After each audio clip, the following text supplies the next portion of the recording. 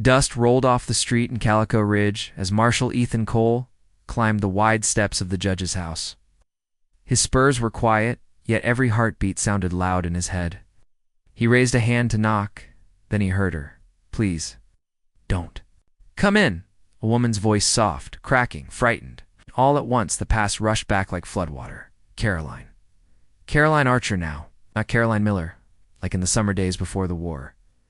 Ethan's fist hung in midair. Law said a marshal waited for permission before entering a private home.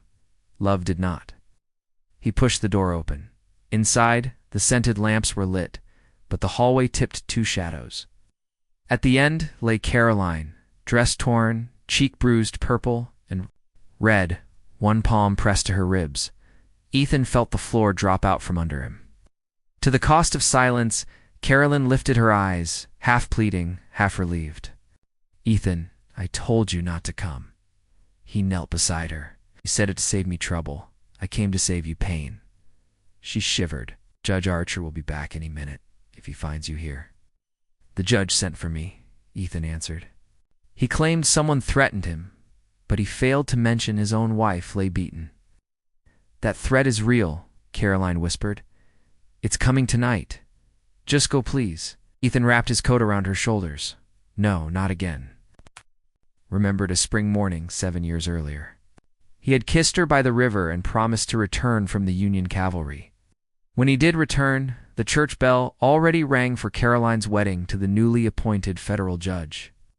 Ethan left the town that afternoon wearing a war scar and a wound deeper still. Now fate delivered her back into his arms, broken, but breathing.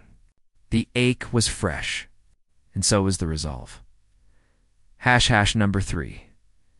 Secrets in the lamplight. Carolyn sat on a velvet chair while Ethan fetched water. Light revealed finger-sized bruises on her arms. Swallowed rage.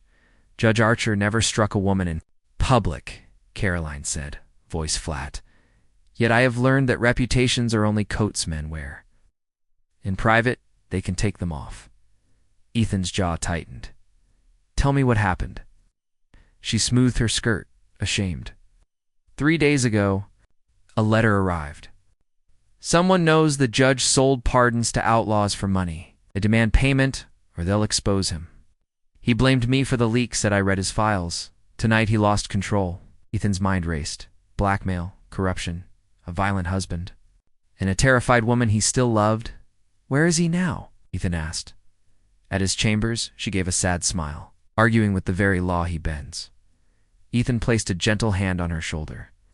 "Caroline, I swear I won't let him hurt you again." Thunder growled outside.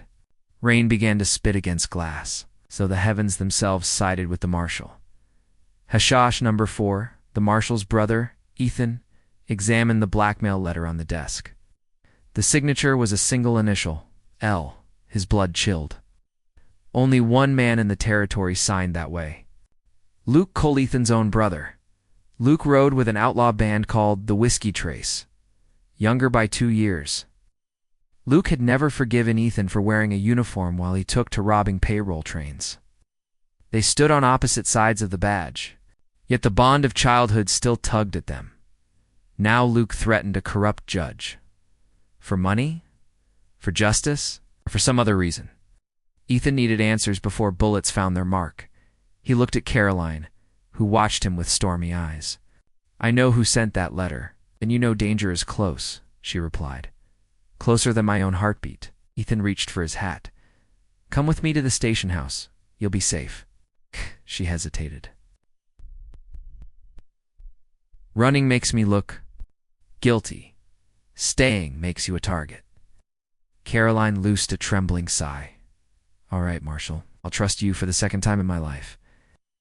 # number 5. Rain-soaked streets, they stepped into the rain. Lonely islands.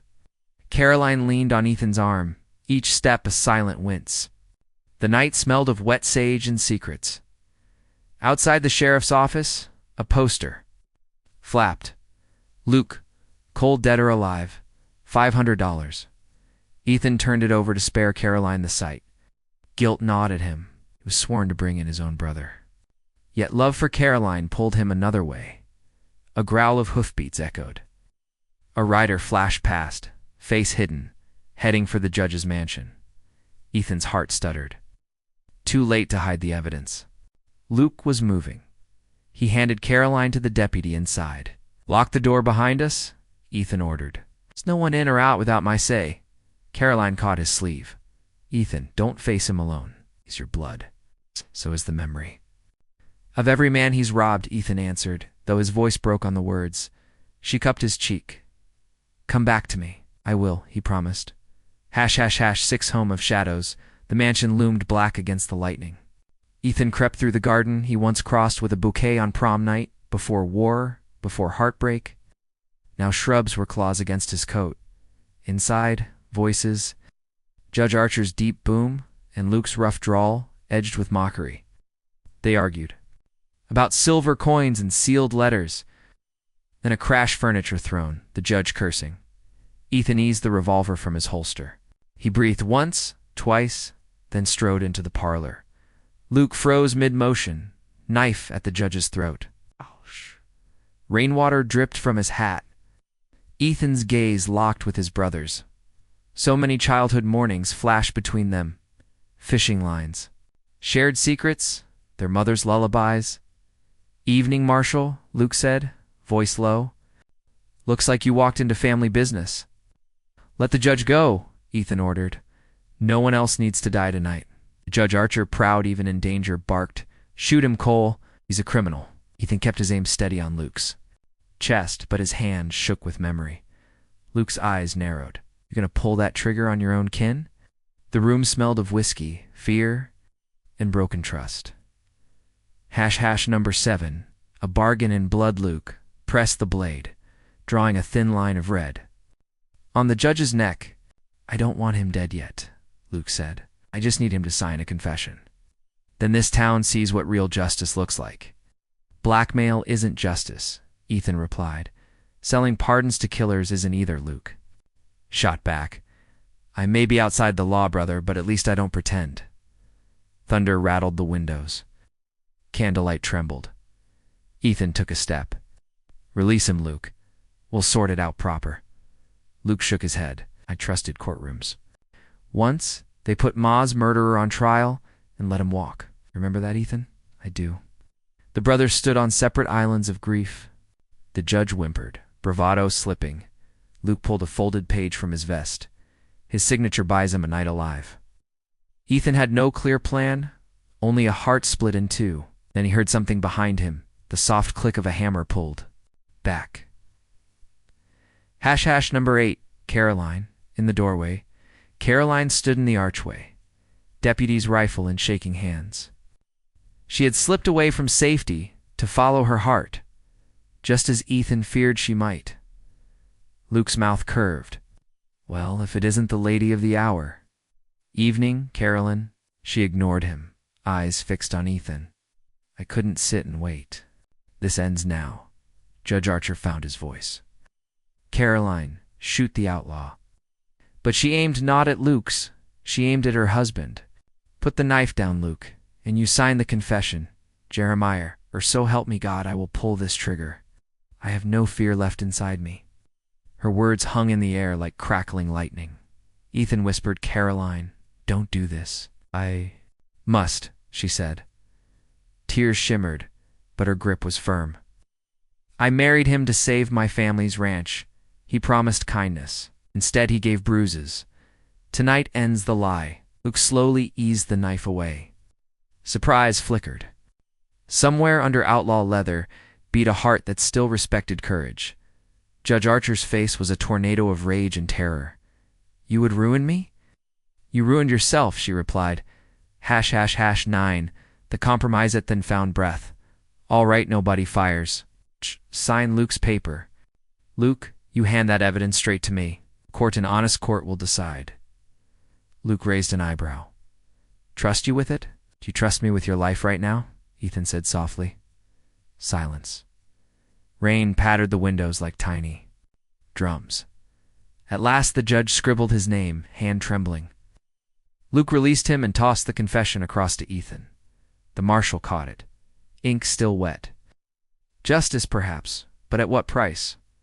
Luke backed toward the open French door. Ride before daybreak. Maybe head for Mexico. Don't chase me tonight, brother. Ethan's chest hurt.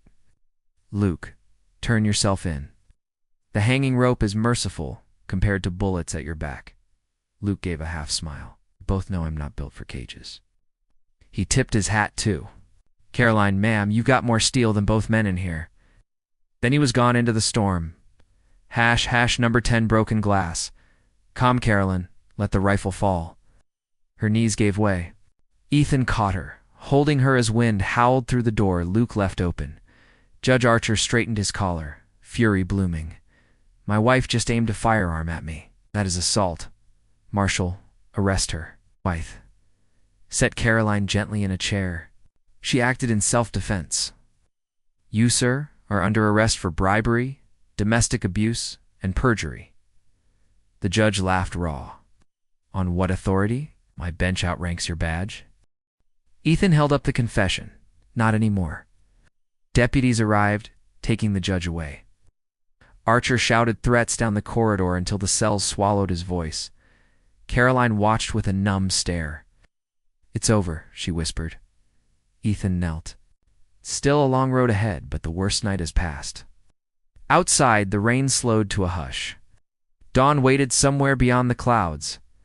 Dash, dash, dash, hash, hash, hash. 11 scarred sunrise by morning. Pink light climbed the mesas. News spread quick. Judge Archer, the upright pillar, arrested. Some folks cheered, others whispered disbelief. Ethan escorted Caroline to the small infirmary. The doctor cleaned her cuts. While bandages were tied, Ethan paced the porch, hat in hands, fighting battles no bullet could solve. He loved her. That truth rang clearer than church bells. But love came tangled in vows, guilt, and the badge on his chest. Caroline stepped outside, pale yet unbroken. The doctor says no ribs are cracked. Thank heavens, Ethan breathed. They walked to the edge of town where the prairie began. White and gold under newborn sun. Coyotes yipped in the distance as if applauding a new chapter. Caroline faced him. I owe you my life. You owe me nothing, he said, except maybe honesty. Could you ever forgive me for leaving? You too marry him? Tears welled. You didn't leave me, Ethan. My father's debt forced my hand. I thought you died in the war. Your letters never came. I wrote every month, Ethan whispered. Then someone kept them from me, she replied. They stood there, a canyon of lost years between them, at a bridge already forming in their eyes. Number 12. Threads of truth later that day. Ethan searched the judge's study again. In a locked drawer he found 23 letters tied with ribbon-hez letters, each one opened, never delivered. Judge Archer had stolen them to bind Caroline to him through silence and loneliness. Ethan carried the bundle to her room at the boarding house. She read the first line of the first letter Ethan's, scrawled, I love you, Caro. Like the river loves the sky, and broke into sobs that shook her soul, free of years of lies. Ethan sat beside her, letting her cry, tears wetting his shirt. He knew healing took time, but time finally belonged to them. Number 13. The town turns Calico Ridge reeled from scandal. Court officials arrived from Santa Fe. Some citizens praised Ethan. Others spat the word traitor for arresting a judge. But none could deny the truth once evidence stacked up. During a town hall meeting, Mrs. Finch, owner of the dry goods store, stood. Marshal Cole risked everything to protect a woman and the law. I say we back him. Where some agreement followed, yet danger still lurked. Judge Archer had friends in high places, and Luke, still free, rode unknown trails. Ethan doubled patrols, never far from Caroline. He unlocked new cells for bribe takers and henchmen as witnesses talked. The badge grew heavy, yet he wore it with renewed honor. Number 14, Twilight Confessions 1. Violet evening, Ethan and Caroline sat on the boarding house porch, rocking chairs creaking like old songs. Fireflies danced above the sagebrush. Caroline's hand found Ethan's. Tell me plain, do you regret saving me? You lost your brother, made enemies? He squeezed her fingers. I regret every moment I spent away from you, nothing else. Lowered her gaze. When the divorce trial ends, I'll be a ruined woman in the eyes of society. No husband, no name, no children. You'll have a name, Ethan said softly. If you'll take mine. Her breath caught. Ethan, he rose, heart pounding. I'm not asking for today or tomorrow. I'm asking for someday, when the dust settles. Marry me, Caroline. Not for rescue, not for duty, but because, even after everything, our hearts still beat together. Tears sparkled under starlight as she whispered. Someday, yes.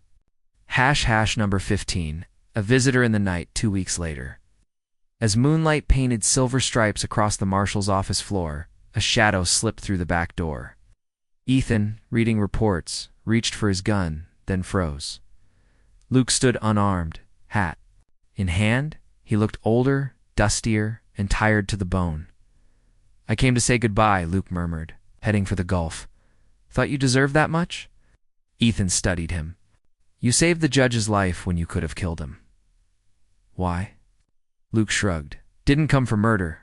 Came for truth. There's still a warrant. I know. Luke slid a folded page across the desk. Evidence of where Archer hid money he stole. Helps your case. Ethan picked it up. Out. Why help me? Out.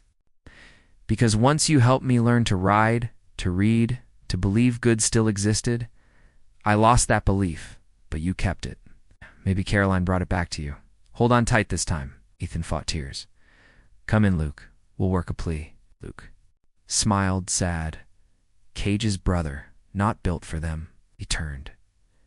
Luke, Ethan called. If you ever need a place, my door stays open. The outlaw paused. Love you, Ethan. Always did. Then he melted into moonlight. Ethan watched, heart cracked, yet hopeful. Some journeys, a man must walk alone before he finds his own sunrise.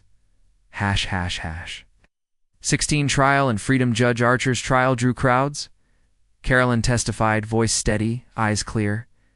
Ethan's confession, Luke's hidden ledgers, and several bank clerks sealed the verdict. The judge was sentenced to 20 years in territorial prison when the gavel fell. Caroline exhaled a breath she'd held for years. Outside, townsfolk stood along the boardwalk, hats off in respect as she passed. Shame turned to admiration when courage went public. Divorce papers finalized quickly under special decree. She was Caroline Miller once more, her own name, her own life. 17 Prairie Wedding Spring returned, painting the desert with purple lupin. Outside the little white chapel on the hill, chairs lined up facing a sky so blue it hurt to stare at. Ethan waited at the altar in a charcoal suit, badge polished bright. The town band played a gentle fiddle hymn. Caroline appeared, long ivory, dress blowing like a sail in warm wind. No veil, she had no more secrets. Only a single ribbon at her waist, the color of dawn. People whispered about propriety, about how soon it was. But louder than whispers was the sight of two souls who had traveled through fire to stand here. Caroline reached Ethan, and he took her hands. The pastor spoke of love that bears all things, believes all things, hopes all things, endures all things. He asked for vows. I give you what is left of my heart, Caroline said, voice trembling yet fierce. I promise to spend every sunrise mending the rest. Ethan answered, I give you the whole of my heart, and I promise to guard yours. Before my own, rings slipped onto fingers. Kiss sealed the vow. Applause rose like wings beating against heaven's door above them. Two meadowlarks soared together. Free! 18-second chance homestead. They moved into a stone cabin on the ridge, wildflowers at the door. Caroline planted herbs. Ethan built corrals for mustangs he rescued from rustlers. Each evening they sat on the porch, boots crossed, reading aloud the letters that never reached her years ago. They laughed, cried, and filled broken chapters with new sentences. The town changed too.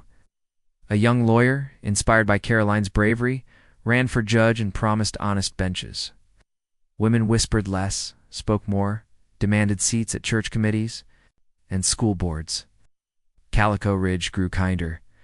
As for Luke, postcards sometimes arrived with no return address, just a single initial L and words like asterisk still breathing. Proud of you, too. Ethan filed them in a box marked family forever. Asterisk, ###. 19 The baby blanket. One July afternoon, Carolyn sat by the window sewing a tiny quilt of sky blue squares. Ethan entered, boots dusty. He noticed and froze. "Caroline," he asked, hope breaking across his features. She nodded, tears bright. "Springtime, Ethan." He knelt, hand upon her belly, joy flooding every scar he carried from war and heartbreak. Life, fragile and fearless, fluttered under his fingers. Outside, thunder rumbled. But this time, it sounded like distant drums of celebration. ###, ###20. Gunsmoke. Ghosts and gentle nights. Not all days were gentle. Sometimes gunfire echoed from far hills, or rumors of the whiskey trace drifted in. Ethan kept his rifle clean. Caroline kept a lamp lit until he returned from late patrols. Yet they faced each shadow together, shoulder against shoulder. One night, a rider left a bundle at their gate, a wooden toy horse carved rough, initials LC burned beneath. No note. Ethan held it, eyes stinging. Caroline placed it on the mantle family, present even when unseen. ## number 21 Stormborn Miracle A Storm. Hammered the ridge the night Caroline went into labor. Lightning cracked, rain roared on the roof. Ethan boiled water, heart thundering louder. After hours that stretched like years, a cry pierced the storm, soft, fierce, new. A daughter. Skin like sunrise, lungs like brass. They named her Hope. Ethan held his wife and child, rain washing the world clean outside. In that moment, he understood what redemption truly felt like. Not the erasing of scars, but the blooming of something beautiful in their very center. Years later, travelers passing Calico Ridge tell of a marshal who once arrested a judge, tamed outlaws, and loved a woman so fiercely that even the desert surrendered its thorns. They speak of Caroline, who turned pain into purpose and opened the town's first schoolhouse so girls could learn law and boys could learn poetry. At dusk, if you ride past the ridge, you may see two figures on a porch, Ethan repairing a saddle, Caroline reading beside him, Hope chasing fireflies. The sky above them is wide and forgiving, canvas painted with second chances. Sometimes a lone rider pauses on a distant bluff, tipping his hat before fading into the horizon. Ethan always raises his coffee in silent salute, honoring a brother, still searching for his own place beneath the stars. And when the sun sets, bathing the prairie in gold and rose, Ethan and Caroline sit hand in hand. They remember the night of bruises and betrayal, the cry behind the door, the knife at the judge's throat, and the storm that carried them toward dawn. They know love is not an easy trail, but it is the only trail worth riding. The wind hums through sage, carrying their laughter far beyond fence lines, whispering to anyone who listens that healing is real, forgiveness is possible.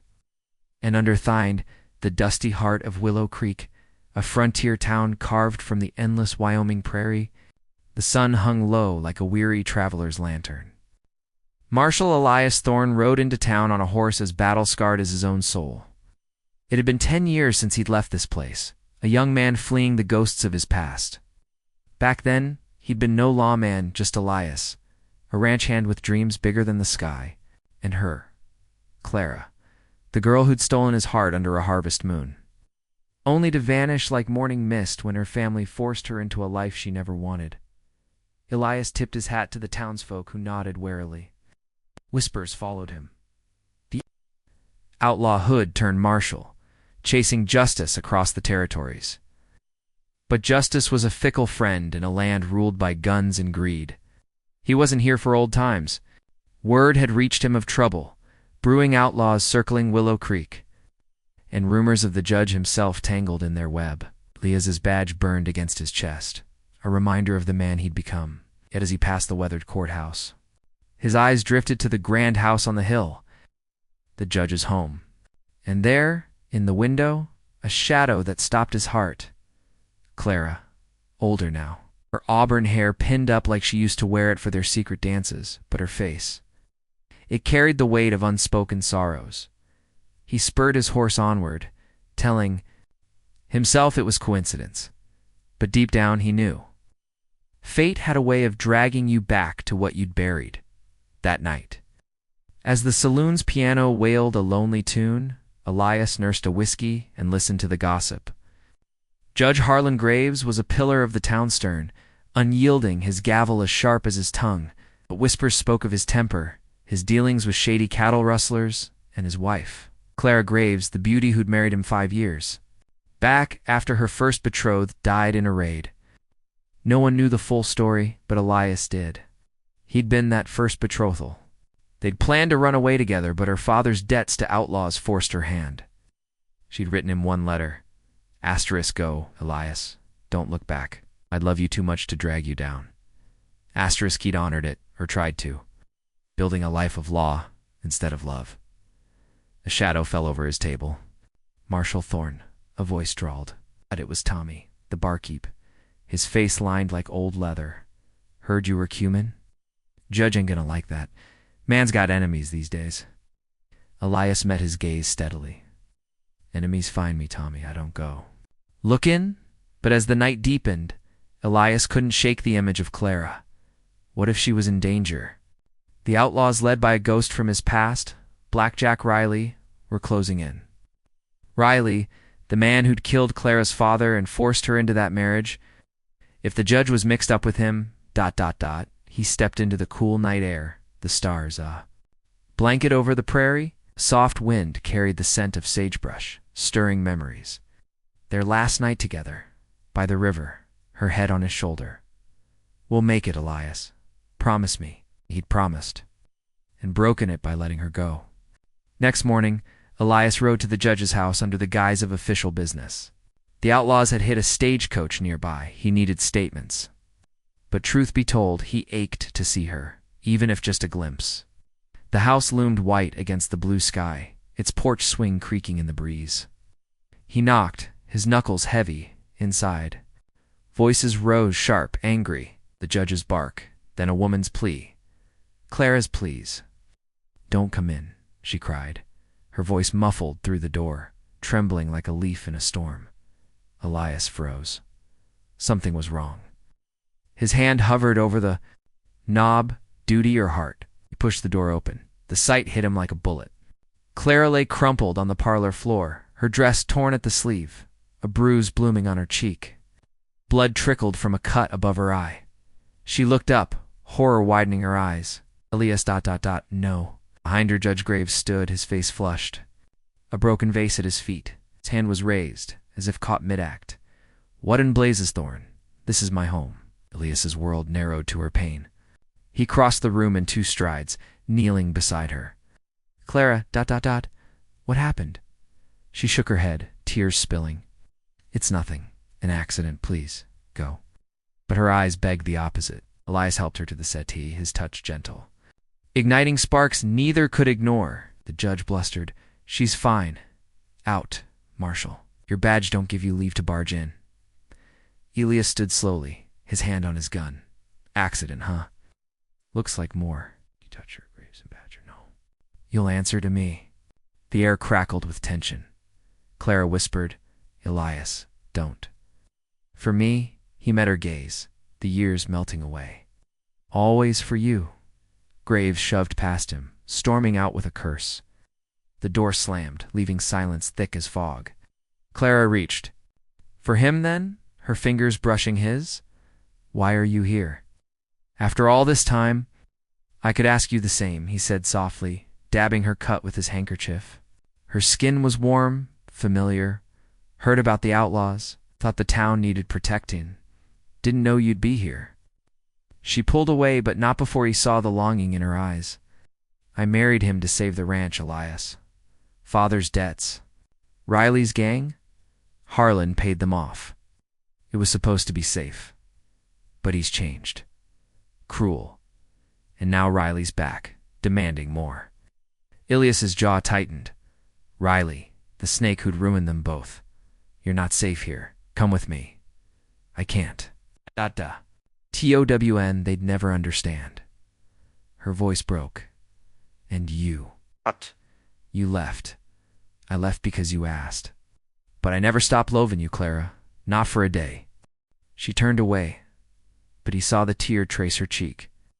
In that moment, the forbidden flame they'd buried flickered back to life. But danger lurked outside, and secrets deeper than the prairie roots. As Elias rode back to the jailhouse, the weight of her bruise haunted him. He'd check on the outlaws, but his heart pulled him toward her. Little did he know, Riley's men were already watching. The judge's rage was just beginning to simmer. Days blurred into a tense rhythm. Elias patrolled the outskirts, his deputies whispering of Riley's camp in the hills. The town buzzed with fear cattle vanishing, folks locking doors at dusk. But Elias's thoughts strayed to Clara. He'd catch glimpses of her at the general store, her smile forced for the gossips. Once, their hands brushed over a bolt of fabric, and the world faded. "Meet me by the old oak tonight," he murmured. "Just to talk." She nodded, fear and hope warring in her eyes. The old oak stood sentinel by the river where they'd first kissed as teens. Moonlight silvered the water as Elias waited, his heart pounding like a drum. Footsteps soft, hesitant.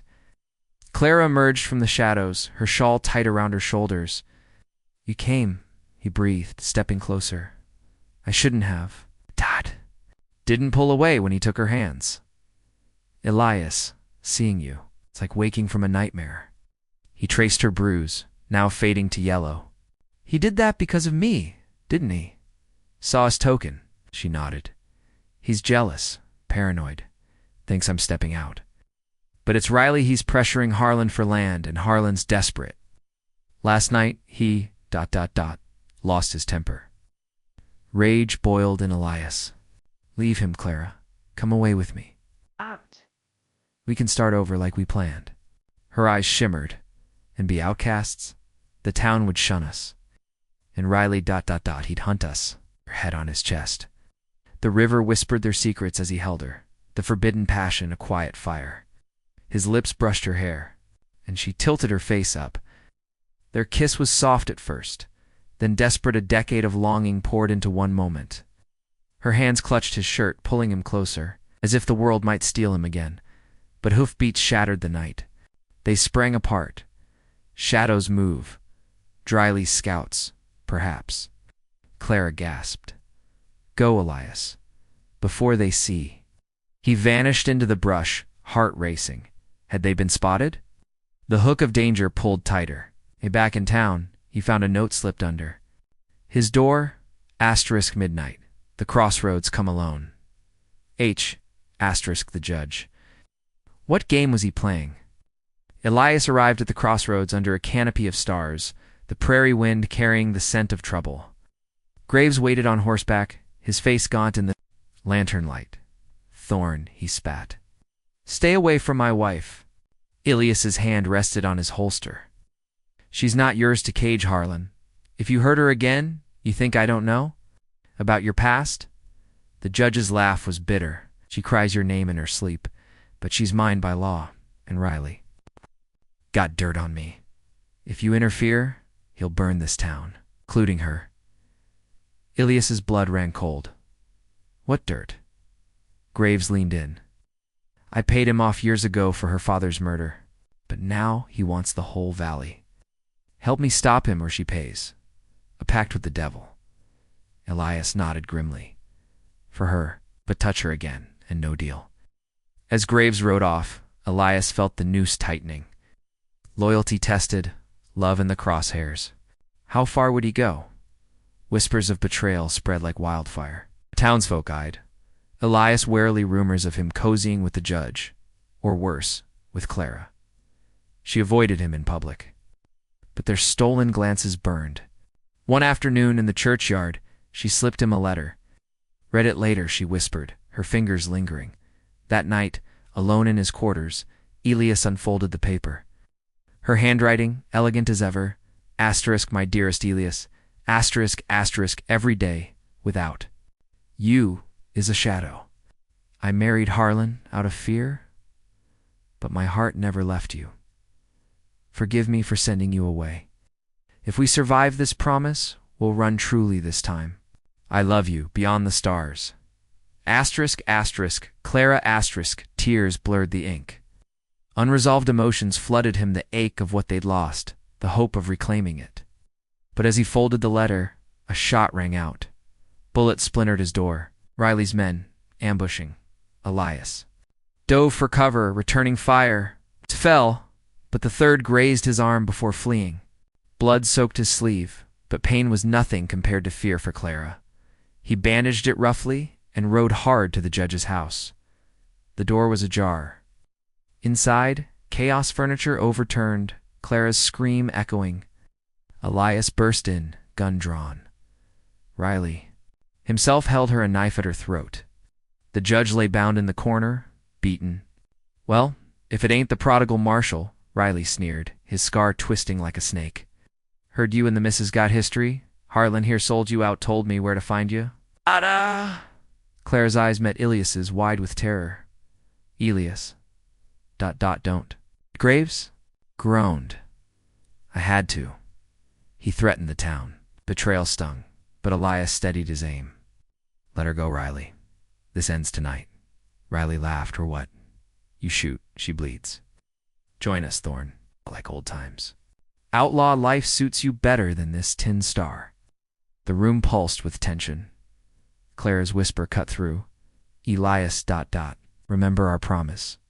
Flashbacks surged, their young love by the river, her runaway dreams, his sacrifice in leaving, unwavering.